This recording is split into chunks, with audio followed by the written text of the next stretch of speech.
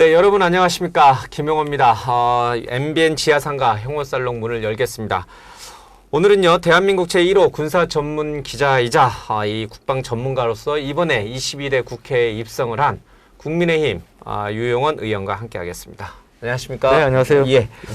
오늘 녹화에 좀 늦을 뻔 하셨어요? 네, 늦을 뻔한 정도가 잘못하면 좀 늦었어요. 펑크 낼 뻔했습니다. 펑크 낼 뻔. 왜 늦으셨습니까? 아니 제가 원래 계획 30분을 늦췄는데 저희가 이제 어제부터 오늘까지 충남 천안에서 저희 의원들 연찬회 일종의 단합대회, 국민의힘 연찬회. 국민의힘 단합대회를 했습니다.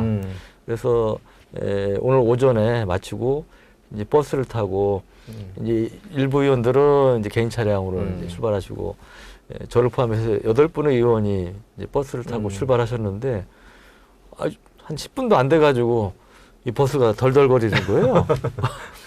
이게 상당히 크게 이렇게 해가지고 배가 막 흔들리시. 그러더니 멈추더라고요. 그래서 야 이게 뭔 일이냐. 예, 속담 말해 이제 버스가 이제 퍼진 겁니다. 퍼져가지고. 그래서 부랴부랴 이제 다시 버스를 부랴부랴 차량을 수배해서 올라왔는데, 그래서 저 잘못하면 진짜 오늘 이 어렵게 전 시간을 기회를 만들어 주신 건데 펑크 낼까봐 굉장히 긴장을 했고요. 이 분장을 잘해주셔서 지금 제 땀 안 보이죠? 제가 진땀 뺐습니다. 정말. 아유, 그래도 이렇게 뭐 무사히 또 도착하셔서 방송을 할 수 있게 돼서 좋습니다. 뭐 하나하나씩 좀 풀어가 보도록 하겠습니다. 어제 그 이틀간 치러진 워크숍에서 윤석열 대통령도 참석을 했고 다 있고 이제 우리 똘똘 뭉쳐서 한 몸이 되자 이제 그런 말씀 주셨는데 사실 밖에서 보면 지금 국민의힘은 위태위태하거든요. 뭐 선거 총선 참패의 그 분위기도 있지만 사실은 총선 참패의 어쩌면은 결과로 당내 사분오열이 나타나는 거 아니냐. 쉽게 말해서 한동훈계와 대통령을 이제 계속 그래도 뭐 중심으로 움직여야 된다라고 하는 이른바 친한계와 친윤계의 어떤 정파적 분열이 생기는 거 아니냐. 그렇게 될 경우에는 당이 이게 제대로 굴러갈 수 있겠느냐. 전당대회도 코앞에 있으니까. 이런 우려가 상당히 많았는데 어제 연찬회에서는 그런 분위기는 안 읽혔어요. 네. 제가 방송이라서 드린 말씀이 아니고요. 전혀 없었습니다. 전혀? 그 참고로 어제 이제 임명진 전 비대위원장께서 이제 특강, 세 분의 특강이 있었는데 이제 그중 프로그램 하나로 이제 와서 말씀하셨는데 옛날에 저희 전신이 이제 한나라당 있지 않습니까? 그래서 이제 과거에 우리가 실패했던 사례 이런 것들을 포함해서 굉장히 신랄하게 이제 지적을 하시면서 이제 말씀하신 것 중에 하나는 쉽게 얘기하면 뭉치면 살고 터지면 죽는다. 뭐 친한 게 말씀하신 친윤계 뭐 얘기도 나오고 이제 전당대회 앞두고 뭐 그런 우려가 있는 게 사실입니다만 이제 여기서 흩어지면 이제 더 이상 우리 국민의 미래는 없다. 이제 그걸 굉장히 이제 강조를 하셨고 이제 그런 부분에 대해서도 많은 의원들이 참석자들이 저는 뭐 공감을 표시했습니다. 어제 같은 자리에서 뭐 서로 이렇게 뭐 불쾌한 기색이나 이제 싸움을 할 수는 없는 거니까 사실 이제 첫날이고 또 국회 개원 첫날이기도 하고 이제 서로 웃는 모습으로 그냥 화목과 이 한 몸을 강조를 했지만 그게 정말 그대로 될까 이렇게 밖에서는 자꾸 이제 색안경을 끼고 의구심을 갖고 좀 보고 있는 것 같아요. 저도 뭐 언론에 30년이 있었습니다만 특히 이제 언론에서는 이제 그런 측면에서 많이 보죠. 또 이제 기사 뉴스거리를 찾는 거죠. 그리고 이제 의도하지 않았더라도 어떤 기사를 통해서 그런 상황이 증폭될 수도 있는데 하여튼 어제는 제가 볼 때 뭐 그런 것들은 없었고요. 그래도 하여튼 이 위원장께서 굉장히 저를 같이 정치를 특히 이제 처음 시작하는 사람들한테도 이제 도움이 될 그런 이제 기본적인 말씀을 많이 하셨습니다. 흩어지고 분열하면 죽는다. 한 몸이 되자. 뭐, 대통령도 그 말씀을 하셨잖아요. 그런 취지의 말씀을 하셨죠.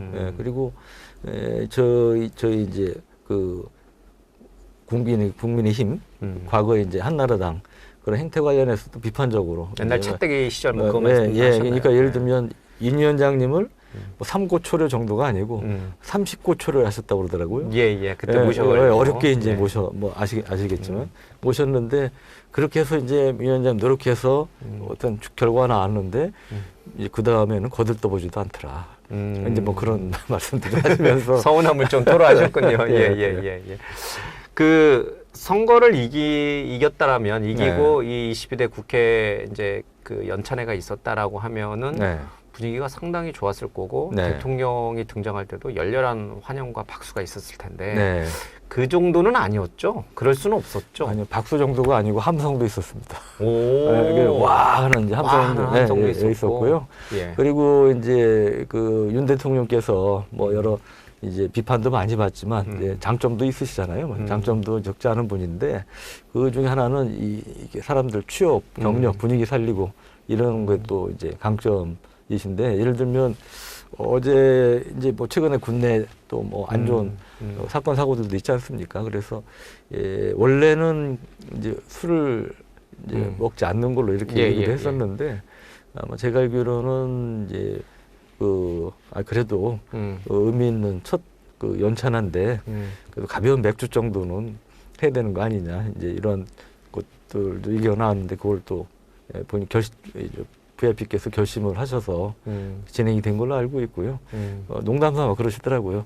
이거 뭐 술 먹는다고 뭐라고 하는 사람 있을 수 있는데 내가 저기 할 테니까 책임질 테니까 편하게 드시라고 뭐 책임지는 말씀은 안 하셨죠. 그런 취지 맥락으로 하여튼 그런 분위기를 도둑 위에 사신 말씀이죠. 이제 그런 말씀이 뭐 그냥 맥주만 드셨습니까? 아니면 뭘 좀 섞었습니까? 소주 같은 거 맥주만 먹었습니다.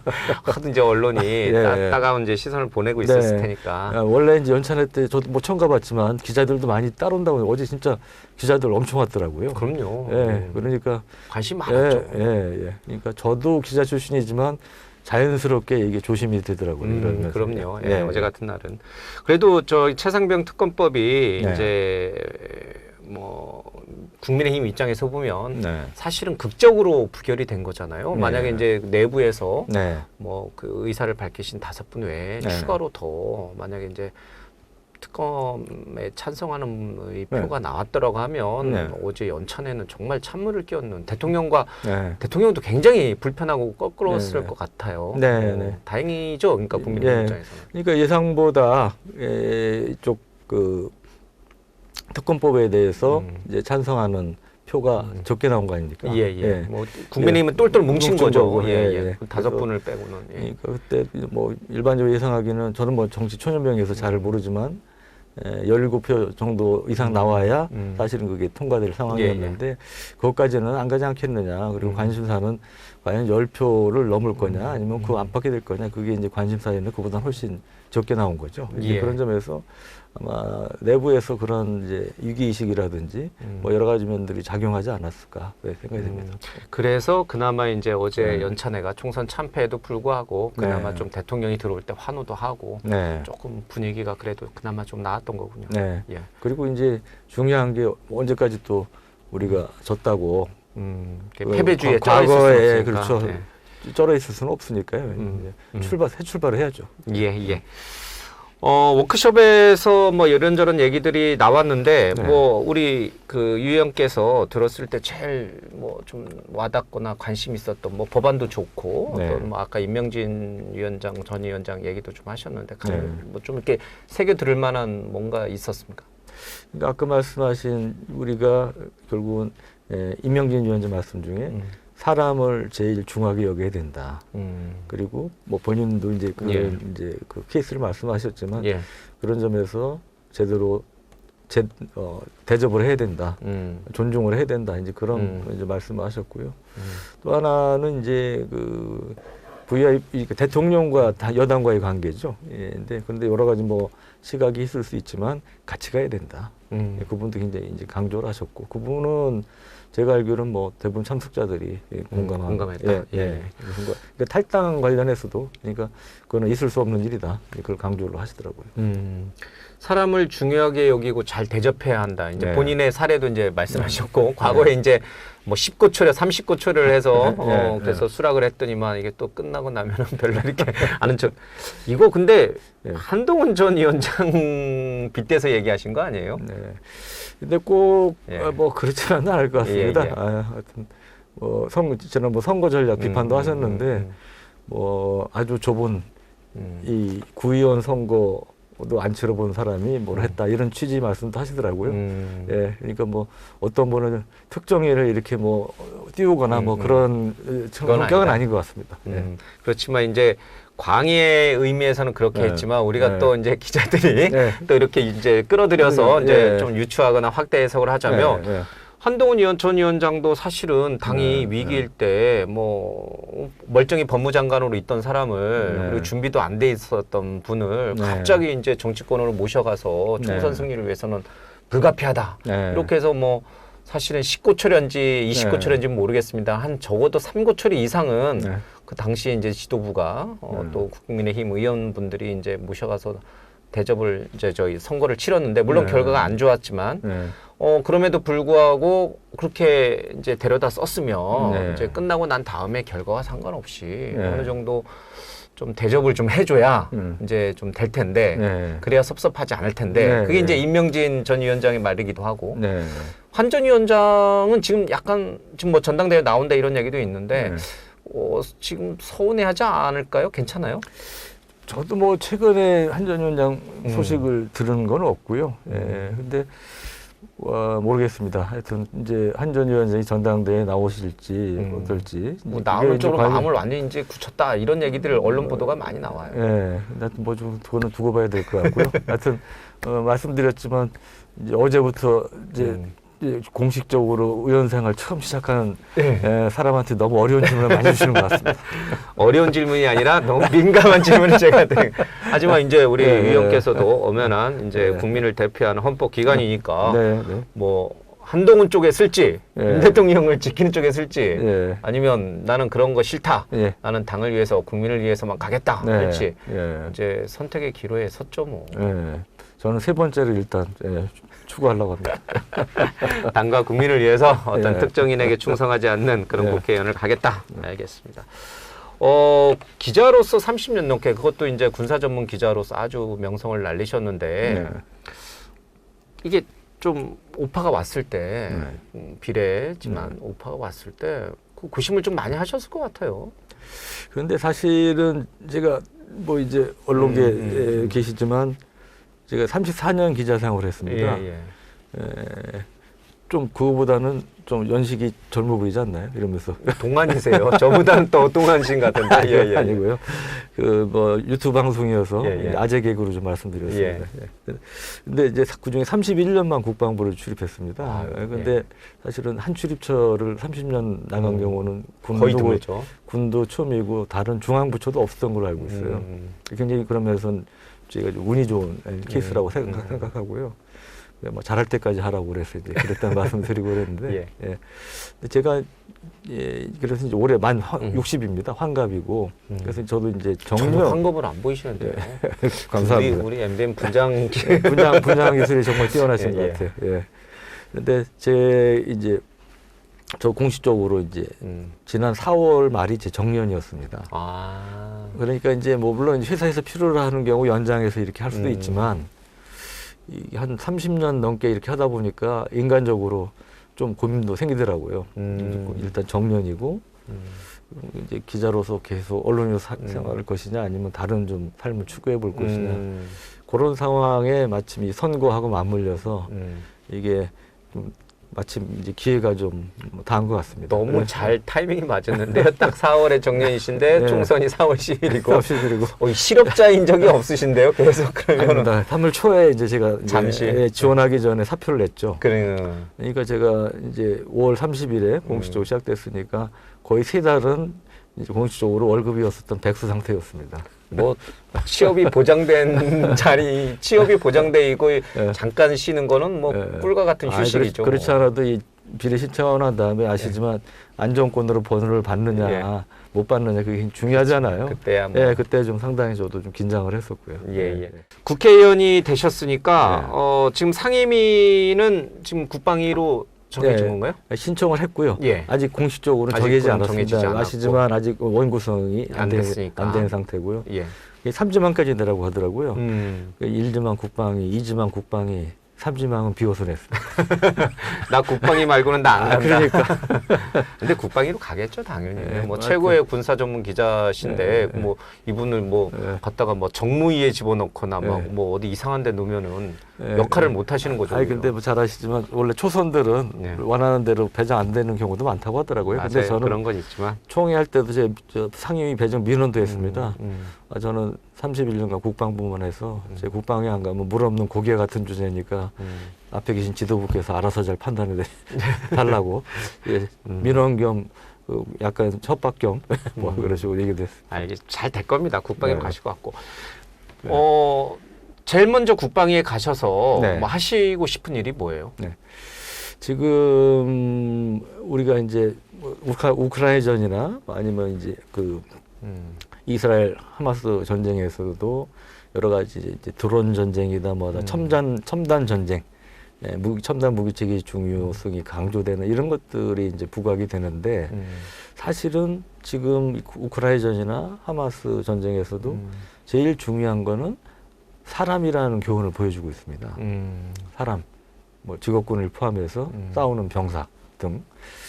그런데 이제 우리 한국군의 경우를 보면 지금 이 50만 병력 또 겨우 유지하고 사실은 뭐 한 48만 과거 많을 때 60몇만 됐는데 줄어가지고 근데 이게 이제 인구 절벽 때문에 급속도로 줄어듭니다. 그렇겠죠. 몇 년 뒤부터 줄어들어서 2040년 되면 30만도 채우기 힘든 상황이 돼요. 그러니까 우리 병력 구성을 참고로 말씀드리면 간부가 20만, 그다음에 병사가 30만입니다. 그래서 50만인데 2040년이 되면 지금 출생하는 애들이 20만 조금 넘잖아요. 그렇죠. 20만 정도잖아요.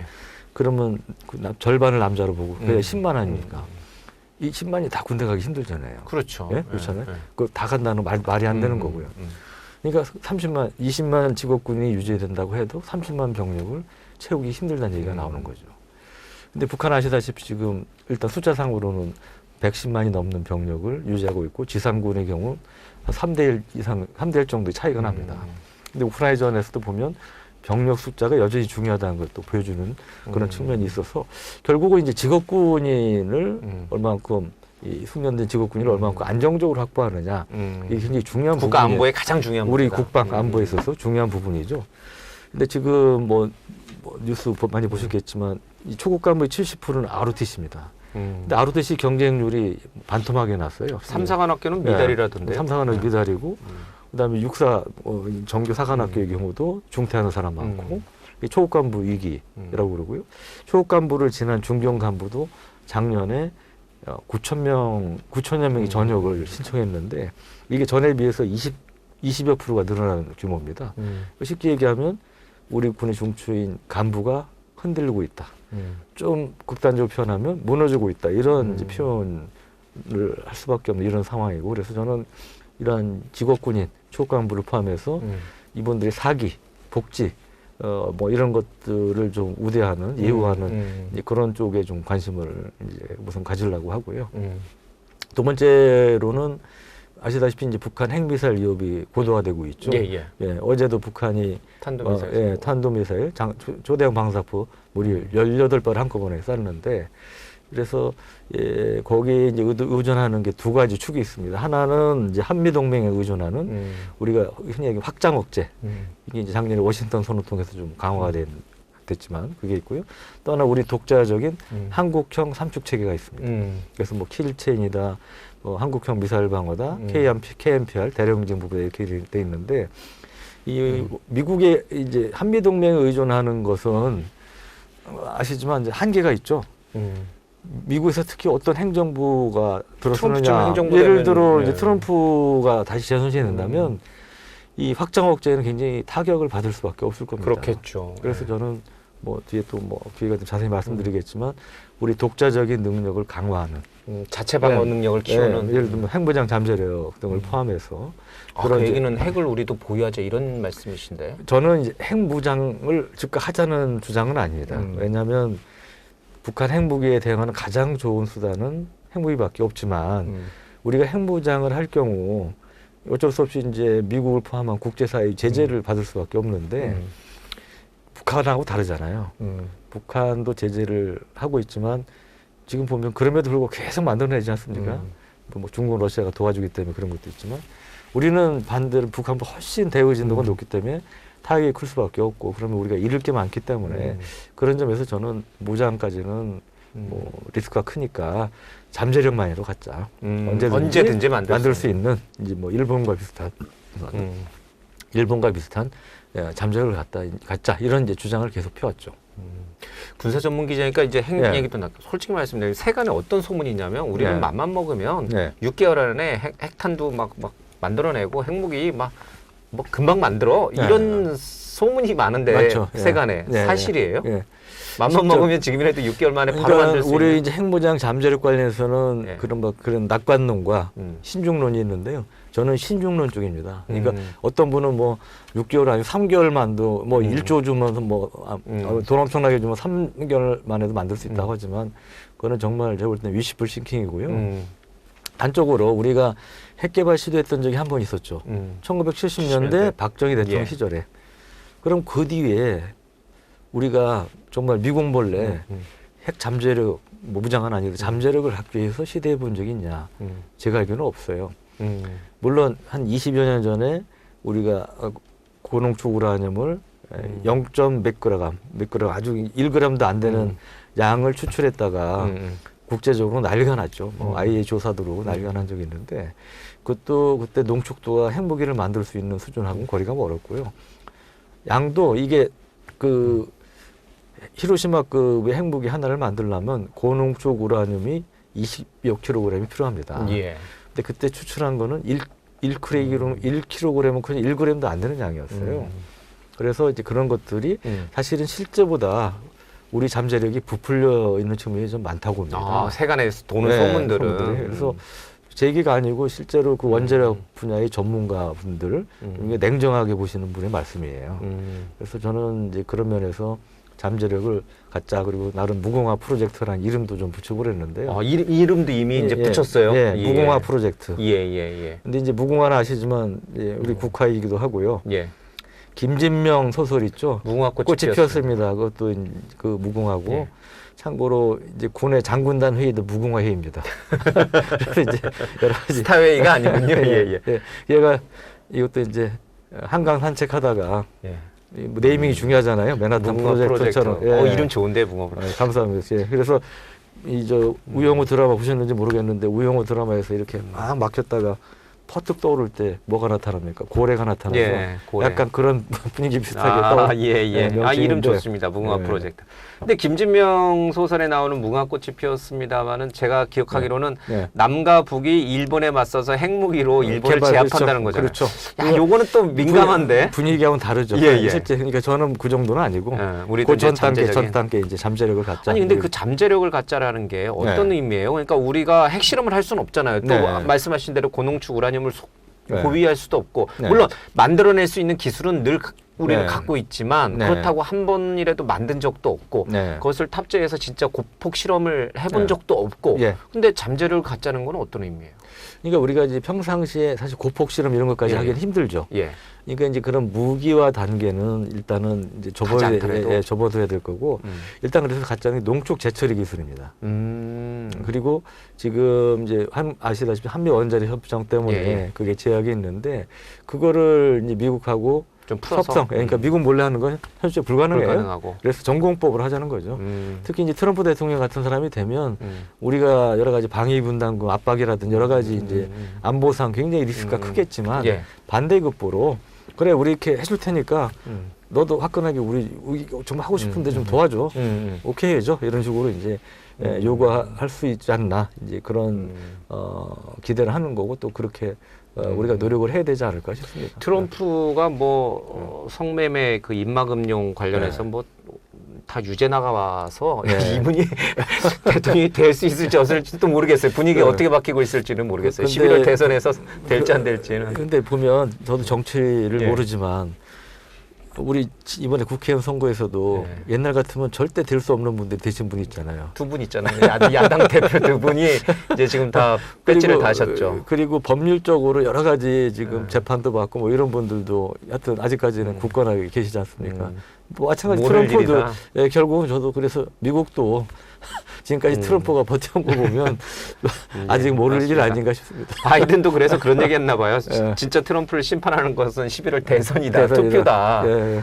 지금 법원에서 판결하는 거는 큰 의미 없다. 아마 이런 맥락으로 얘기했는지도 모르겠습니다. 알겠습니다. 그러니까 우리가 이제 자체 어쨌든 북한의 핵 위협에 맞서서 우리 스스로 우리 국방을 지킬 수 있는 그러니까 핵 문제와 관련해서도 우리가 좀 전공법을 택해서 뭐 보유까지는 아니더라도 언제든지 잠재력을 좀 확보하고 있어야겠다. 그게 이제 우리 유 의원께서 이제 22대 국회에서 가장 중요하게 또 아까 말씀드린 초급 간부 양성이라든지 이런 것도 좀 하겠다 이런 얘기를 직업군인 예, 직업군인 양성. 알겠습니다. 근데 지금 현안은요 군과 관련된 현안들이 너무 많아요. 일단 뭐 특검법이 부결이 됐습니다만은 22대 국회에서 당장 또 민주당이나 조국혁신당은 최상병 특검법을 또 올릴 거고요. 이번에 이제 의원 숫자가 또 더 많아요. 많죠. 예, 그러니까. 그것도 이제 국민의힘 입장에서 보면은 굉장히 어려운 국면으로 이제 국회가 흘러갈 수밖에 없는 그런 상황이고 또 하나는 지금 뭐 이 공수처에서 조사하고 있는 최상병 문제가 좀 있을 것이고 그것 때문에 지금 해병대의 군 사기라든지 이런 게 뭐 거의 바닥으로 떨어진 부분도 좀 있고 거기에 뭐 훈련하다가 수리탄 사고로 숨지는 일에다가 또 이제 군기 구보를 시켜가지고 또 사망하는 사건. 군 기강이 전체적으로 굉장히 좀 이렇게 저하돼 있다라는 생각이 좀 많이 들어요. 실제로 어떤지 모르겠어요. 근데 이제 제가 이런 말씀드리면 너무 이제 군을 좀 뭐 편든다, 디펜스한다, 뭐 이하는 측면에서 얘기한다고 그럴지 모르겠는데 제가 이제 30여 년간 하다 보니까 사실은 굉장히 큰 사건 사고가 많았습니다. 그동안? 예를 들면 과거에 윤일병 사망 사건이라고 정말 상상하기 힘든 그런 가혹행위에서 병사가 안타깝게 목숨을 잃은 경우도 있고요. 그래서 이제 그런 사건 또 이제 그런 사건들이 한번 나기 시작하면 연달아 나는 경우가 많아요. 그렇죠. 악재는 계속 겹쳐서 일어나죠. 요즘도 약간 이제 그런 양상을 좀 보이고 있는데, 근데 최근에 벌어지는 사건, 특히 최상병 사건 같은 경우도 너무나 안타까운 사고고, 최근에 그 또 가혹행위 가까운 그런 군기 얼차려 군기 얼차려 때문에 사망한 그런 사건도 사건이죠. 사건도 정말 요즘 세상에는 있어서 안 될 이런 일이 이제 벌어져서 또 개인적으로 안타깝게 생각을 합니다. 개인적으로 솔직히 어떻게 생각하세요? 이건 뭐 국회 특검은 사실은 이제 정치의 영역이니까 이제 여야 간의 어떤 힘겨루기 기싸움 영역도 있는데 그걸 걷어내고 최상병 사건에 대해서 어느 정도까지가 책임을 지는 게 맞는 것인가? 정말 이 박정훈 대령이 혐의가 있다라고 얘기했던 사단장과 뭐 그런 사람들까지 같이 가는 게 원래 책임을 지는 게 맞는 건가? 아니면 뭐 일각에서 대통령 경로설 뭐 그런 얘기도 흘러나왔습니다만은 굳이 이거를 사단장에게까지 책임을 지어야 되느냐? 그게 맞는 건가? 최근에 언론에 공개된 녹취 파일, 김계한 사령관에서 핸드폰에서 나온 녹취 파일을 보면 임성근 사단장이 피가 그렇게 억수로 오고 있다. 그래서 좀 힘들 수 있다라고 하는 현지 이제 그 작전 수행하고 있는 대대장의 그런 제안도 사실은 이제 좀 묵살하고 강행을 시켰다라고 하는 그런 얘기들도 흘러나오거든요. 어느 정도까지가 처벌되고 어느 정도까지가 규명이 돼야 이 사태가 일단락되고 군이 다시 뭔가 좀 강건하게 좀 나갈 수 있을까? 어떻게 생각하세요? 이 사건은 사실은 이 본질은 어쨌든 지휘관 책임 어느 정도까지는 모르겠으나 있는 지휘관 책임이 있는 그런 안전사고 아닙니까? 안전사고에서 안타까운 병사가 안타깝게 목숨을 잃은 이런 이제 사고인데 이 핵심은 그러니까 지휘관이 뭐 그 레벨이 대대장일지 여단장일지 뭐 사단장일지 모르겠지만 어느 정도까지 이 최상병의 안타까운 죽음에 책임이 있느냐, 직접적인 책임이 있느냐, 그다음 원인을 제공이 있느냐, 그걸 규명하는 거 아니겠습니까? 근데 이게 사실은 본질보다 너무 엄청나게 정치적인 이슈로 커졌죠. 변질이 돼버렸어요. 그러니까 이미 사건은 이 정치적인 이슈로 변질된 이제 그렇게 됐다고 보고요.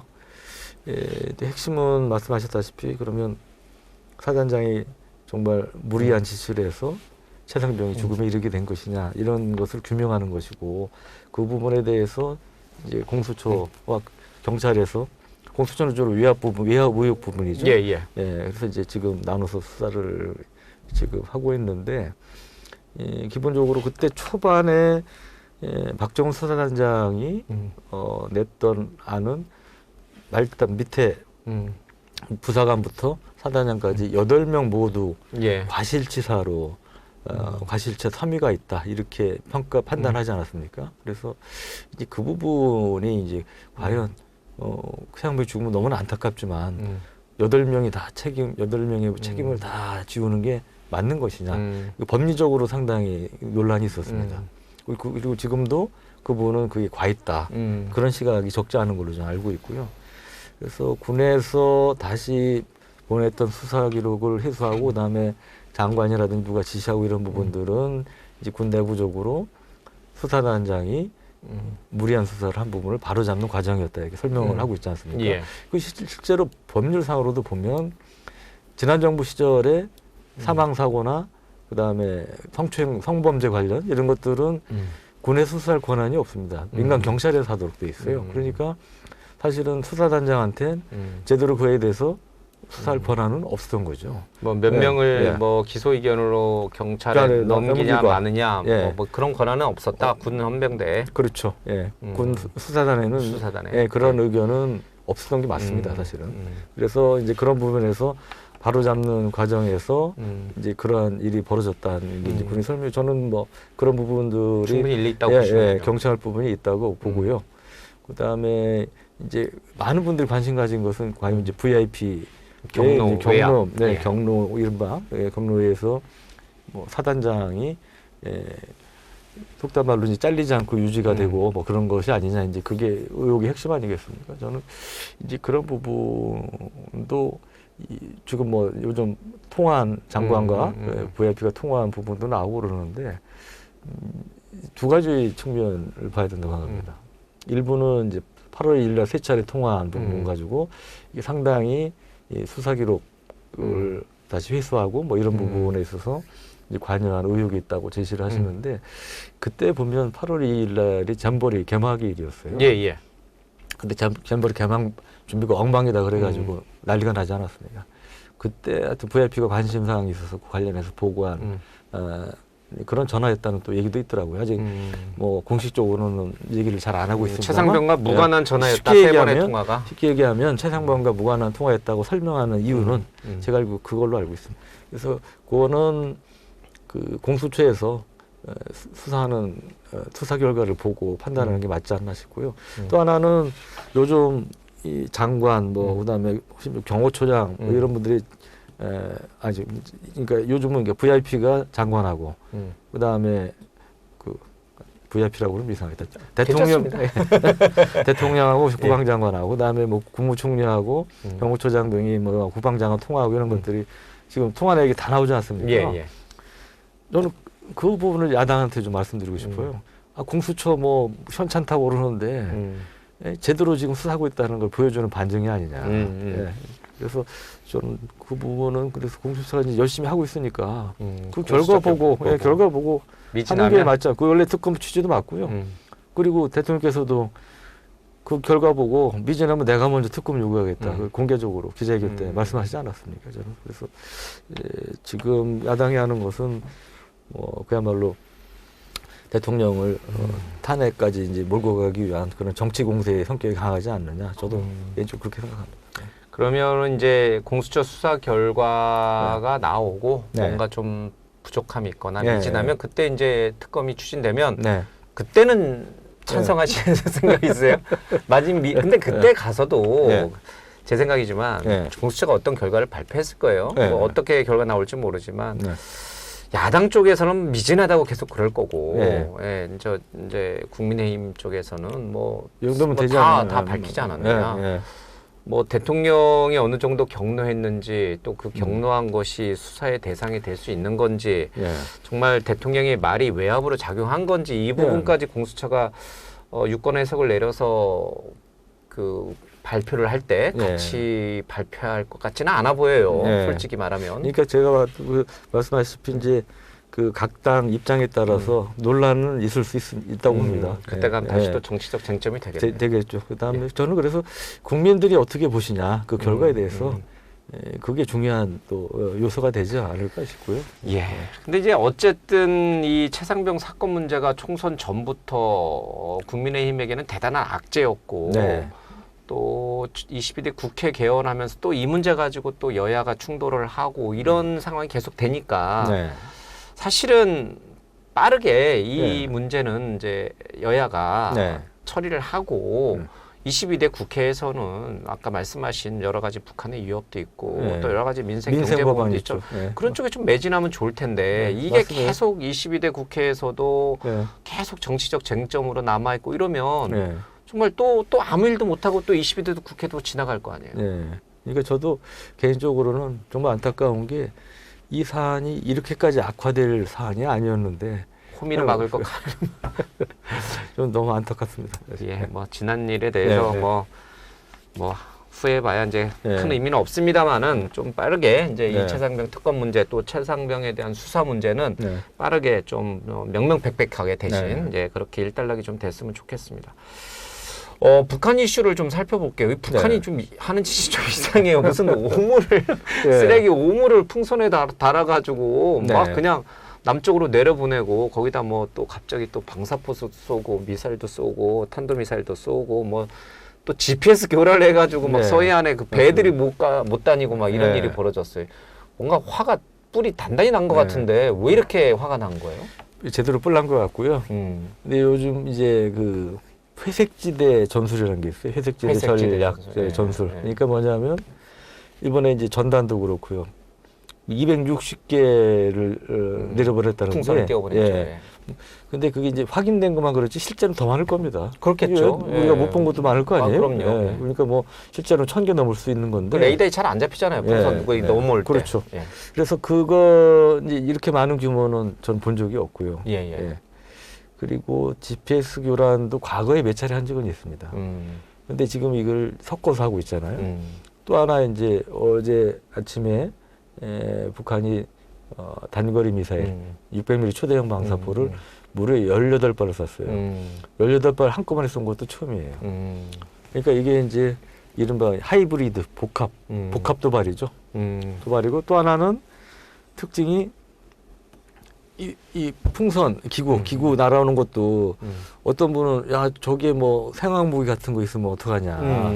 그리고 저거 왜 격추 안 하냐. 그런데 그 얘기도 하는데 뭐 DMZ 근처에서 그 격추시키면 안 되냐 그러는데 아시지만 이게 대공포를 쏘면 포탄이 원래는 일정 고도에서 이제 맞지 않더라도 터지게 돼 있는데 잘못하면 땅에 떨어져요. 그럼 이게 이제 민가로 가면 DMZ에서 DMZ 근처에서 쏘면 북쪽 지역에 떨어질 거 아닙니까? 그렇죠. 네, 그러니까 그러면 전쟁의 시작이고 의도하지 않은 이제 확전 양상이 이제 벌어질 수 있고 그래서 이제 군에서도 강한 뭐 이제 까불지 마라 이런 립 서비스형 경고만 이제 계속 경고를 하지만 실제 액션을 제하는 액션으로 들어가는 거는 한계가 좀 있는 거죠. 뭐 주로 회수하고 뭐 이런 쪽 위주로 하는 건데 그러니까 이제 우리 국민들 입장에서 보면 짜증나고 화나게. 왜 넘어오게 군은 뭐 하고 있었냐. 근데 군 입장에서는 대응하기 힘든. 이게 바로 회색지대 전략입니다. 우리를 꼼짝 못하게 하는 거고 눈 뜨고 당하게 하는. 애매한 상황의 어떤 도발을 해서 세게 대응하기 어렵게 만드는 이제 그런 수단을 택하는 게 이른바 회색지대 전술 전략인데 이 대표적인 이제 그런 거로 볼 수가 있고. 그래서 앞으로도 아마 북한은 이제 이런 식의 도발을 이제 할 가능성이 많지 않나 싶고요. 이게 이제 북한 입장에서 참 벼르다가 마음 먹고 한번 쏜 거잖아요. 열심히 준비해서 정책을 쐈는데 이게 또 일단 이렇게 실패해가지고 폭발해가지고 실패했단 말이에요. 그러니까 김정은 입장에서 얼마나 자존심 상하고 열받겠어요. 근데 거기에 또 이제 뭐 정책을 쏜다고 그러니까 우리 군에서는 F-35 스텔스기 동원해서 이 전투기동 동원에 무력시를 했단 말이에요. 그러니까 그걸 가지고 이제 빌미를 삼은 거죠. 김정은이 야 이거 우리 뭐 ICBM 쏜 것도 아닌데 너네들도 인공위성 띄우지 않냐. 정찰했으면 띄우지 않냐, 우리도 띄우겠다는데 왜 이런 거 가지고 이렇게 하느냐 그러면서 이제 그걸 빌미 삼아서 지금 이렇게 세 가지 도발을 한꺼번에 한 복합 도발을 한 것 같습니다. 예. 그러면은 이게 그냥 이렇게 일회성으로 끝날 거냐 아니면은 사실은 이제 남북 관계가 경색된 지가 꽤나 됐어요. 특히 이제 윤석열 정부 들어와서는 더더욱 뭐 진전의 기미는 전혀 안 보이고 그럼 남은 임기 3년 정도인데 이 윤석열 정부 임기 내내 그러면 이런 것들이 주거니 받거니 이렇게 긴장도만 높여가는 이런 일들이 계속 될 거냐 아니면 어떤 식으로든지 뭔가 좀 양측이 서로 자극할 수 있는 행동을 좀 자제하면서 뭔가 다시 대화의 테이블로 나가는 수순으로 갈 거냐. 어떻게 전망을 하세요? 지금 봐서는 조금 대화가 재개될 가능성은 아마 당분간은 낮을 것 같습니다. 당분간이라는 게 3년 동안을 윤 정부 내내를 말씀하시는 겁니까? 얼마나 될지 모르겠는데 예. 지금 상황 봐서는 어렵다. 그럴 가능성이 많겠죠. 남은 3년 동안도. 왜냐하면 북한이 이미 이제 통일이라는 단어 자체를 지우기 시작했잖아요. 그리고 남북 교류 협력 관련된 기구도 없애고 그다음에 여러 가지 그 도로 같은 거 도로 차단하고 지뢰도 매설하고 뭐 이런 것 등등을 보면 그런 의지는 굳힌 것 같고요. 그리고 우리 정부 입장에서도 뭐 남북 대화에 대한 그거를 포기한 건 아니죠. 우리도 인도적 지원 이런 거는 할 의향이 있다. 이제 그런 이제 대화 협력을 재개할 그런 의지는 지금도 제가 갖고 있는 걸로 알고 나타내고 있습니다만 현실적으로 우리 정부 노선 자체를 갑자기 뭐 지난 정부처럼 지난 정부 수준 바꾸기는 힘들지 않습니까? 그래서 그런 점에서 보면 좀 당분간 재개되기는 어렵지 않을까 예상이 됩니다. 유 의원님은 그런 상황이 지금 그런 상황이 어떻게 보세요? 안타까우세요? 아니면 불가피하다? 북한이 변하지 않는데 그렇다고 우리가 과거처럼 뭔가 퍼주거나 뭔가를 줘서 대화의 테이블로 나오게 한다 한들 그게 무슨 진정성 있는 대화겠냐? 뭐 북한이 저렇게 나오는 한 우리도 입장을 안 바꾼다. 강대강이다. 이게 맞는 대북 정책인가? 아니면 뭐 어찌 됐든 간에 뭐 여러 가지 이제 지적도 있고 비판도 있지만 어찌 됐든 간에 북한을 좀 뭔가 대화의 테이블을 좀 끌어내서 좀 군사적 긴장이나 대치나 이런 거를 조금 완화시키는 게 맞지 않냐. 또 이렇게 보는 시각도 있거든요, 분명히. 원론적으로 말씀드리면 이른바 보수 진보 얘기하는데 전쟁을 보수도 뭐 전쟁을 원하는 거 아니지 않습니까? 전쟁을 원하는 누가 있습니까? 그러니까 다 이제 평화를 원하고 그러는 것인데 지금까지의 그리고 이 상태가 계속되는 것은 바람직하지 않죠. 그거는 이제 우리 의원님도 확실하게 알고 있고 바람직하지 않다고 생각합니다. 다만 이제 안타까운 현실은 뭐냐하면 우리가 지난 정부에 이제 교훈이 있는 거죠. 그때 이제 뭐 남북 정상회담, 미북 정상회담 또 이루어지고 여러 가지 한반도 평화를 위한 뭐 조치들을 했다고 하지 않습니까? 그런데 그 속에서 북한은 우리를 위협하는 단거리 미사일, 초대형 방사포, 그다음에 전술핵 탕부 이거를 발전시켰고 양산해 왔습니다. 그러니까 그런 신뢰에 있어서 북한에 대한 신뢰를 우리가 가질 수가 없는 거죠. 현 상태에서는. 그러니까 이제 그런 것들을 깨기 위한 우리 우리가 불신할 수밖에 없는 그런 거를 불식시키기 위한 노력도 북한을 해야 되지 않나 그런 생각이 듭니다. 그렇지 않으면 결국은 악순환이죠. 계속. 근데 우리가 이제 북한이 그런 태도를 보이기 때문에 그런 태도 변화가 없다면 우리도 이제 더 이상 뭐 대화를 할 수는 없다. 이제 이런 노선을 계속 유지해 가고 있는데 사실 그렇게 하면서 유엔이든 우리든 대북을 이제 제재하고 있잖아요. 경제적 제재로 여러 가지 하고 있는데 문제는 그 효과가 없단 말이에요. 그 이제 지금 뭐 중국이든 러시아든 다 도와주고 있으니까 이 북한에 대한 제재가 효과가 훅 떨어져 버렸어요. 그런 상태에서 그냥 대치 국면만 길어지는 거거든요. 양측의 피로도만 쌓여가는 거예요.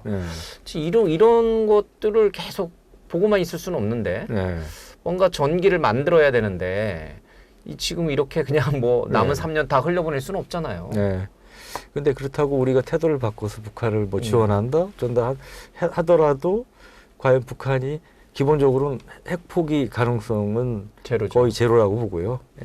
그래서 현실적으로 핵무기고를 늘리는데 도움을 줄 가능성이 많기 때문에 저는 안타깝지만 그리고 바람직하지도 않지만 뭐 지금 상황에서는 뾰족한 수는 없지 않나. 어쩌면 트럼프가 대통령이 되는 게 약간의 뭔가 또 변화의 계기가 될 수도 있을 거예요. 트럼프가 되면 또 뭐 김정은 만나서 뭐 프렌즈라 그랬습니까? 뭐라 그랬습니까? 근데 그러면서 이제 또 만남을 추진하면 그로 인해서 우리가 원하든 원치 않든 뭔가 다른 변화의 바람이 또 한반도에 불 수도 있으니까. 네, 그럴 수도 있겠죠. 참 이게 우리의 남북 문제를 참 우리가 해결하지 못하고 뭔가 자꾸 이렇게 외부에 의존한다는 게 그렇게 썩 바람직해 보이지는 않지만 상황이 또 어쩔 수는 없다. 이제 그렇게 보시는군요. 알겠습니다. 지금 대통령이 이제 지금 이제 새로운 이제 국방장관이라든지 이제 군 체제를 이제 좀 정비를 좀 했는데 추가적으로 뭔가 좀 더 뭔가 군과 관련해서 뭔가 좀 더 개선해야 될 또는 뭐 인물이 됐든 아니면 뭐 군 정책이 됐든 뭔가 좀 더 필요한 게 있어 보여요. 뭐 예를 들면 지금 우크라이나 전쟁에서도 봤지만 사실은 뭐 미사일이 날아다니는 게 아니라 드론이 날아다니면서 쏘니까 뭐 그런 부분도 있을 것이고 또 우리는 또 뭐 해군력이 약한 거 아니냐. 사실은 이제 주변에 보면 남중국해를 둘러싸고 대만 뭐 등등 뭐 일본 또 자유대 등등 뭐 다른 나라들은 뭐 항공모함과 뭐 이게 첨단 이지스함이 막 다니는데 우린 너무 또 육군에만 또 치중해 있는 거 아니냐. 뭐 여러 가지 얘기들이 좀 있잖아요. 그 이제 지금 정부가 의욕적으로 추진하고 있는 게 이제 국방혁신 4.0이라고 하는 게 있습니다. 이게 이제 거기에 들어가는 것 중 하나가 AI입니다. AI 등을 활용해서 이른바 4차 산업혁명 기술을 활용해서 국방혁신을 하겠다. 근데 이 방향이라든지 그 테마 이 자체는 굉장히 바람직하고 맞는데 이제 강론에 들어가면 조금 이제 미진한 부분들이 있지 않나 싶습니다. 예를 들어 드론 말씀하셨는데 이 드론의 경우도 보면 이 우크라이나 특징 중에 하나가 이 드론이 포탄처럼 소모되는 존재가 됐다는 거죠. 너무 싸니까. 그러니까 이제 우리 드론도 이제 영화에 나오는 킬러 드론, 뭐 미사일 쏘는 이런 프레데터나 리퍼나 이런 것들이야 뭐 한 대 몇백 원씩 하고 몇백 원씩 하고 비싸지만 이제 중국의 DJI 상용 드론 우리나라도 많이 쓰죠. 이 우크라이나 군이 쓰는 게 DJI 상용 드론을 개조해서 수류탄 2발 장착하고 또는 4발 정도 조금 소형 수류탄 2발이나 아니면 소형 박격폭탄 이런 것들을 장착하는 그런 용도 또는 자폭 형태의 드론으로 이제 활용을 하고 있는데 한 달에 소모되는 게 한 만 대라고 그래요. 1년이면 몇만 대입니까? 12만 대죠. 10만 대가 넘는 게 소모되니까 이거 포탄처럼 쓰는 거예요, 드론을. 그냥 포탄이랑 똑같다고 생각하면 되는 거잖아요. 그러니까 이제 드론을 포탄처럼 쓰는 시대가 되는 겁니다. 근데 우리는 아직까지 그런 개념까지 생각을 못 하고 있죠. 그래서 이제 그러려면 여러 가지 싼 값의 드론을 양산할 수 있는 이제 그런 시스템을 갖춰야 되는 여기 뭐 소재 문제도 있고 여러 가지 있습니다만 이제 그런 것들 우리 중요한 인식의 전환이죠. 인식이 근데 아직까지는 좀 인식 전환 같은 게 좀 부족하지 않나 싶고요. 또 하나 이제 우리가 상비군이 이제 인구 절벽 따라서 줄어들 수밖에 없는데 그러면 중요해진 게 예비군입니다. 근데 예비군이 말로는 뭐 이제 어차피 7개 정권이 겪었는데 다 동원 전력 예비군 중요하다고 역대 국방장관들 참모총 육군 총장 얘기하시는데 실제로 거기에 많은 돈 투자하고 이런 분은 없었어요. 그러니까 예비군 예산이 전체 국방비의 1%도 안 되는 상황입니다. 그러니까 예비군들이 총 들고 싸울 생각을 안 하죠. 훈련 받으러 가면은 뭐 이게 바빠 죽겠는데 왜? 그래서 이제 그런 것들 예비 전력 강화, 뭐 미군이나 이스라엘 이 강군들이 공통점이 하나는 예비 전력을 제대로 운영하고 있다는 그런 부분인데, 하여튼 뭐 개선 보완할 것도 많이 있습니다만 우선 제가 생각나는 것들은 이제 그런 것들도 좀 하셔야 되고. 또 하나 이제 굉장히 고전적인 교훈이지만 역시 정신력입니다. 그 우리가 우크라이나 처음 시작했을 때 우크라이나가 지금 2년 넘었는데 2년 넘게 버틸 거라고 예상한 사람 얼마나 있습니까? 그렇죠. 그러니까 지금 굉장히 다시 좀 불리해졌다고 하지만 우크라이나의 대통령부터 국가 지도부부터 국민 장병들까지 그런 항전 의지가 있었기 때문에 여태까지 버틸 수 있지 않았나 싶고요. 역시 그런 부분 어떤 이제 군의 이 정신교육 관련된 건데 그것도 우리가 좀 보완할 강화할 필요가 있다고 생각합니다. 그러니까 그렇다고 또 너무 또 이제 그 어떤 강한 정신은 강한 체력에서 나오니까 육체에서 나오니까 또 강한 또 얼차리를 하다가는 또 큰일 나고 참 어렵습니다. 한 가지 더 궁금한 거는 이제 우리 방산이란 말이에요. 윤석열 정부가 방산 수출 굉장히 드라이브를 걸고 있고 뭐 또 운이 좋은 건지 아니면 그동안 축적된 우리의 방산 기술이 빛을 발하는 건지 뭐 모르겠습니다만은 뭐 K9 자주포를 비롯해서 방산 수출이 어마어마하게 증가 추세예요. 그런 부분들을 좀 우리가 좀 더 효율적으로 진행하고 그래서 우리 어떤 경제 성장에 좀 더 도움이 되는 쪽으로 좀 잘 갈 수 있게끔 좀 만들어주는 것도 좀 좋을 것 같아요. 중요합니다. 좋은 말씀 하셨고요. 지금 우리 방산 수출이 사실 과거에 제일 많았을 때가 몇 조 원쯤 됐을까? 한 5, 6년 전만 몇 조 원쯤 됐을 것 같습니다. 5, 6년 전만 해도 뭐 한 5조 원? 너무 많이 적었네요. 5조 원도 안 돼요. 한 35억, 6억 달러, 그러니까 4조 원 정도. 4조 원 정도. 우리 경제 규모에 비춰보면 너무 정말 작은 거죠. 그다음에 우리 방산의 이제 그룹이 한화나 현대나 뭐 카이나 뭐 이런 대기업들도 뭐 많이 있는데 이 전체 매출액을 다 합해야 10조 원 조금 넘었어요. 그러니까 전체 매출액이. 그러니까 방산 파이가 크지 않았다는 거죠. 그게 이제 몇 년 전부터 급속도로 향상이 된 거예요. 우크라이나 전쟁 등도.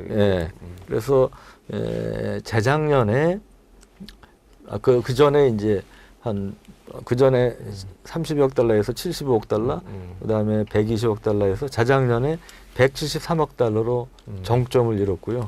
그게 이제 잘 아시는 폴란드 방산 수출 대박에 의해서 이제 그렇게 됐고, 작년에는 200억 달러 목표로 했는데 폴란드 2차 사업 등이 잘 안 돼가지고 좀 줄었습니다. 한 130에서 40억 달러 줄었고, 올해 200억 달러를 이제 다시 목표로 하고 있는데, 그래서 이제 요즘 최근 들어서 이제 방산 파이가 커지기 시작한 거다. 그리고 수출 관련해서 물론 우크라이나 전쟁이 큰 영향을 끼치고 있지만 세계 이제 방산에 큰 시장이 열리고 있습니다. 세계 각국이 지금 국방비 늘리고 무기도 늘리고 있어요. 그래서 이제 우리 입장에서는 이제 무기 수출하는 게 좋은 거냐? 뭐 이제 물론 비판과 지적을 받을 수 있습니다만 이 무기 방산 관련은 이제 큰 시장 장이 이제 열리고 있는 거고요. 근데 그렇다고 그러면 우리 이게 얼마나 갈 거냐? 우리가 정말 자만해도 되냐? 결코 아니라고 봅니다. 굉장히 중요한 고비가 있고 이른바 지속 가능성을 갖기 위해서는 우리가 경각심을 갖고 노력을 해야 된다. 그래서 뭘 해야 되냐? 우선 뭐 지금 수출된 게 K9 자주포, K2 전차 이런 건데 이걸 첨단 기술을 반영한 이런 이제 신형 무기로 좀 업그레이드를 이제 빨리 할 필요가 있고요. 또 하나는 그 미국이라든지 중동이라든지 이런 새로운 시장을 개척을 해야 됩니다. 그리고 지금까지는 함정 부분이 적었어요. 근데 함정도 상당히 큰 장이 열릴 수 있습니다. 지금 미국 같은 경우는 아시겠지만 미국 같은 경우는 얘기 들으셨겠지만 조선도 사람이 없다고 그러지 않습니까? 그렇죠. 그래 지금 중국하고 엄청 군함 건조 경쟁을 벌이고 있는데 이게 지금 상황 도저히 중국을 따라갈 수가 없는 거예요. 그래서 그런 면에서 물론 이제 존스법이라고 미국 법을 개정해야 되는 문제는 있지만 우리가 이제 정비부터 해가지고 그런 함정 수출할 수 있는 이제 그런 기회의 장이 열리고 있기 때문에 그런 건 이제 범정부 차원에서 이제 노력을 해야 되고요. 그 관련해 꼭 필요한 것 중에 하나는 우리 MBN이라든지 매경이라든지 경제지에서도 이제 관심 갖고 많이 다루신 걸로 알고 있습니다만 이 수출 지원 금융 문제입니다. 이 어느 나라든지 그 방산 관련해서는 이 수출 지원 금융 요구를 해요. 그럼요. 그래서 지난번에 올해 초에 이제 법이 좀 수본법이 개정이 돼서 좀 늘어나긴 했습니다. 아직 기대에 못 미치고 있고요. 폴란드가 추가 계획할 때 지금 그걸 다 조건으로 걸고 있어요. 금융 지원 전제로 해서.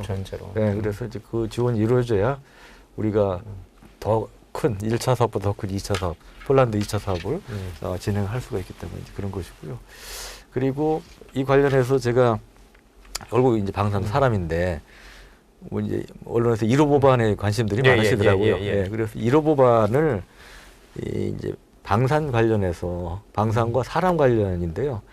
우리가 무기 개발하다가 국방과학연구소 같은 데서 이제 어떤 뭐 무기 개발 중에 폭발 사고나 이런 걸로 죽거나 다치시는 분들 있잖아요. 그러면 돌아가신 분들은 이제 국립묘지에 묻히실 수 있게 돼 있는데 사실은 그런 개발할 때 국방과학연구소 군인만 있는 게 아닙니다.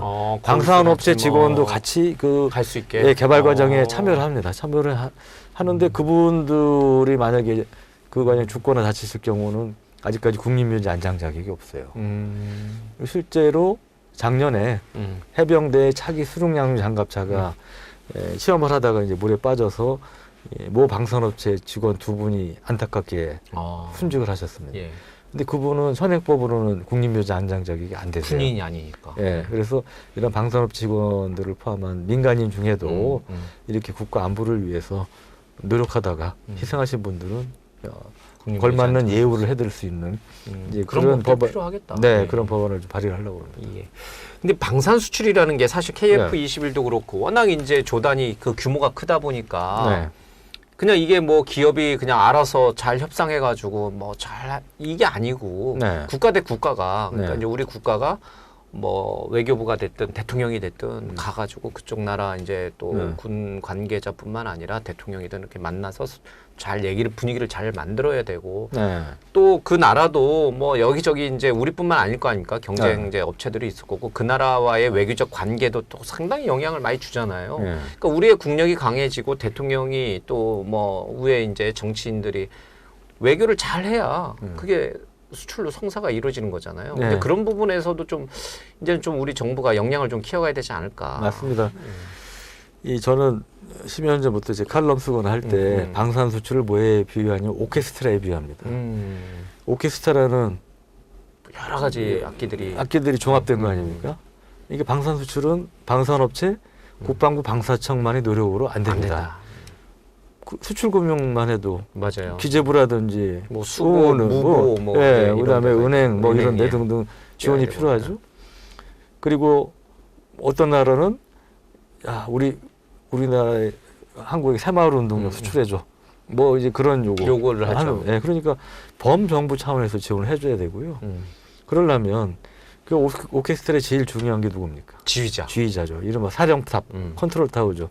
방산 수출의 컨트롤 타워가 중요하다는 겁니다. 그래서 누가 돼야 됩니까? 그럼 방산 수출은 당연히 우리는 그러니까 용산 대통령실에서 해야 되는 거죠. 그래서 저는 방산 비서관이 필요하다. 비서관 전문적으로 그래서 방산만 담당하는. 이제 현 정부 들어서 사실은 윤 대통령께서 방산 수출에 굉장히 관심이 많고 또 노력을 기울이셨어요. 그래서 뭐 세계 방산 수출 4대 강국에 진입할 수 있게 하겠다고 말씀도 하셨고 지시도 하셔서 관련 TF들이 사실 구성이 여러 군데 됐습니다. 대통령실에도 돼 있고 선임 행정관급으로 해가지고 그다음에 뭐 이제 국방부 방사청 뭐 등등 여러 가지 산자부에도 있고 뭐 그런데 이게 뭐 그런 면에서 도움이 되는데 이게 사공이 너무 많으면 어떻게 됩니까? 산으로 가죠, 배가. 이게 약간 그런 측면이 또 있는 것 같더라고요. 그래서 서로 내일이 아니라고 생각할 수 있죠. 그래서 저는 지금도 하여튼 방산 비서관급의 이제 그런 사령탑이 필요하다. 대통령실에. 이제 그런 생각을 하고요.